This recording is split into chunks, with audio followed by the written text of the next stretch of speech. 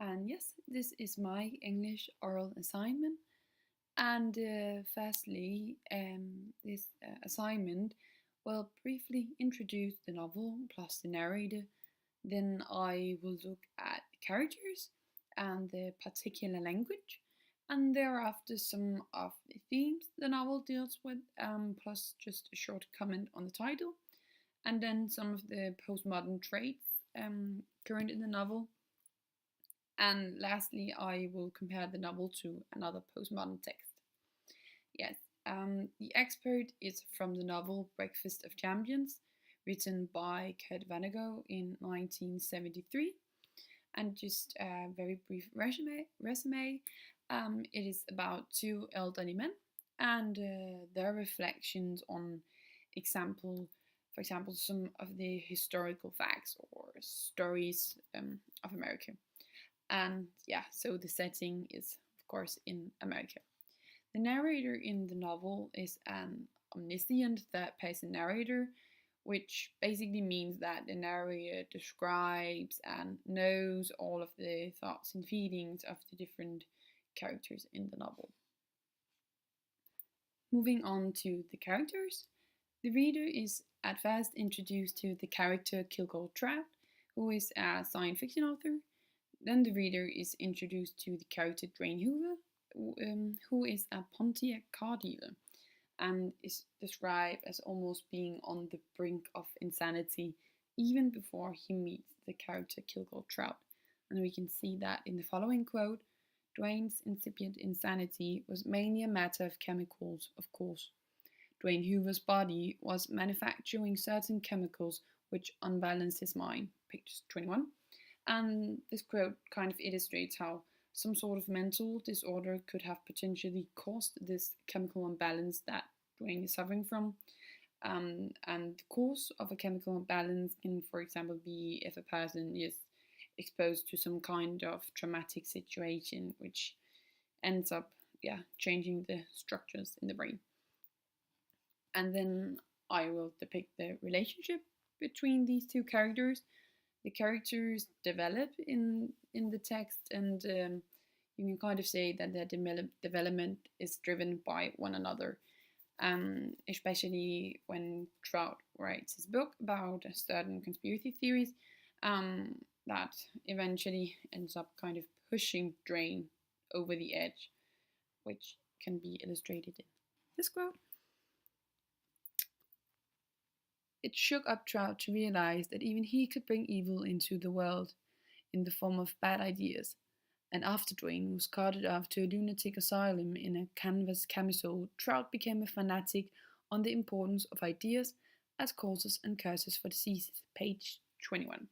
And here it's illustrated how Trout's theories and, in extent, his action leads to the admission of Dwayne at a lunatic asylum.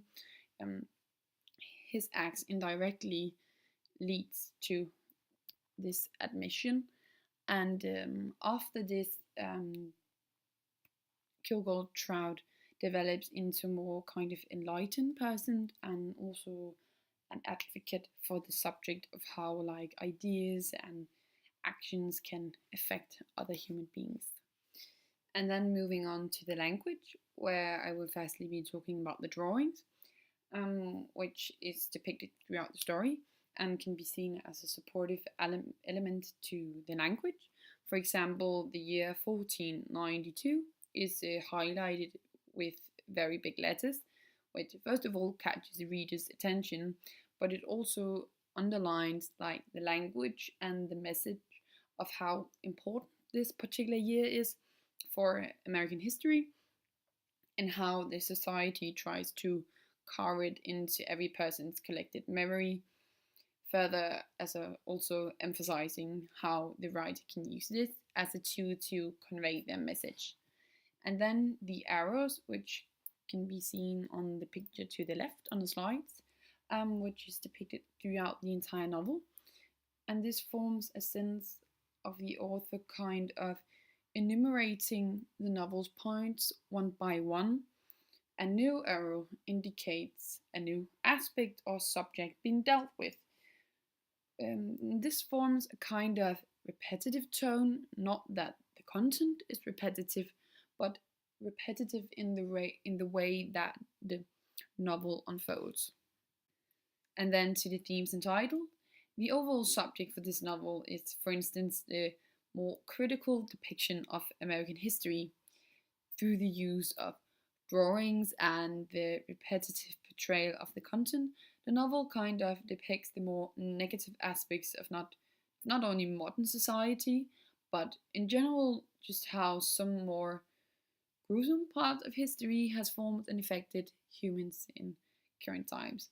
And this is illustrated through these two quotes, where we first have how heartless and greedy they were, here referring to the sea pirates, which is the seafaring people who back then discovered America, and then later on in the novel, everybody in America was supposed to grab whatever he could and hold on to it. And this kind of forms a connection between these two quotes, um, and how history can be a factor in the creation of a country's identity, where the seafaring people were described as stealing and killing in order to obtain some materialistic things, which is the same in the second quote, where everybody in America is just like supposed to grab whatever he can so he will obtain some sort of power over other people. And then to the title, Breakfast of Champions,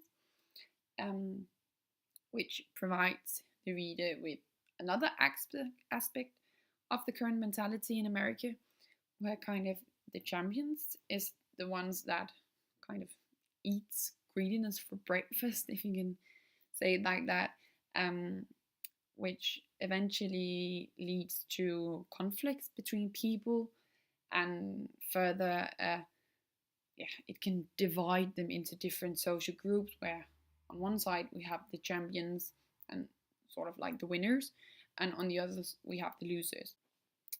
Thereby, the title forms a kind of connection with the themes, and further, how the reader is not, as pointed out in the prologue, supposed to associate the title with the actual cereal product, but instead just the expression Breakfast of Champions. And then to the postmodern traits, there's a lot of them. I have different ones in the novel, but I have chosen to highlight two, where the first one is metafiction, which can be seen in the following quote: "When I create a character for a novel," from the prologue, page 15.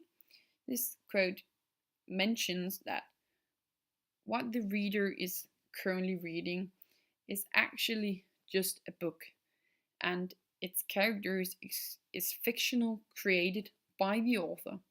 And this reminds the reader that the literature they are reading right now is in fact just fictional. It is not a real thing, which is a reflection of postmodernism and their view on reality, which is that nothing is in fact real. The other postmodern trait I have chosen to highlight is faction, which can be seen in the following quote: "A lot of the nonsense was the innocent result of the playfulness on the part of the founding fathers of the nation of Dwayne Hoover and Kilgore Trout. The founders were aristocrats, and they wished to show off their useless education, which consisted of the study of hocus pocus from ancient times." In this quote, the author mixes historical events, in this case the founding fathers of America, with fictional events and characters like Kilgore Trout, which leads to a more light and humorous way of depicting historical events, which might not have been portrayed this way in other texts. Yes, and then to the comparison between another postmodern text, where I have chosen Paul Auster's The City of Glass, which deals with what can be defined as the triad of selves, where three characters portrayed in the story is basically just a reflection, or rather another version of one another, and it is in particular when the portrayed narrator becomes a different person when writing I want to focus on. And this can be seen in the following quote. This quote kind of elucidates how the character Quinn does not use his own name when publishing his works. On the other hand, he publishes it under the name of William Wilson. Further, it underlines this triad of selves when representing two out of three in this triad of self, which is a bit similar to the primary novel we have worked and analyzed, which is Breakfast of Champions, where the author refers to himself as filled by starch when writing. And we can see that in this quote. And this illustrates how both of the authors create different characters or personas when dealing with the subject of writing.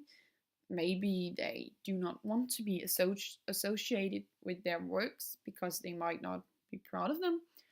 Or, on the other hand, it could be a symbol of how the postmodern existence and how people are living in a world where meaningless is kind of a condition of life. So people have to deal with this, which can be kind of confusing.